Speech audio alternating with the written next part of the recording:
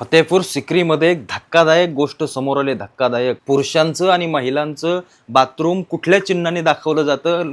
खास करून आपण बघतो स्त्री आणि पुरुषाचं इतका हरामखोरपणा त्या बँक्वेट हॉलमधल्या त्या सगळ्या बाथरूममध्ये त्या सगळ्या वॉशरूमच्या इथे करण्यात आलाय. पुरुषांचं चिन्ह दाखवण्यासाठी छत्रपती शिवाजी महाराजांची प्रतिमा आणि स्त्रियांचं ते चित्र दाखवण्यासाठी राणी पद्मावतींची प्रतिमा लावण्यात आली. इतकं धक्कादायक गोष्ट घडते. धक्कादायक. हे कोण आहेत हरामखोर, काय आहेत, यांना पार अगदी म्हणजे यांचं काहीच ठेवू नका. तो हॉल जाळायचा जरी असेल तरी जाळा, पण या असल्या अवलादी ठेवू नका.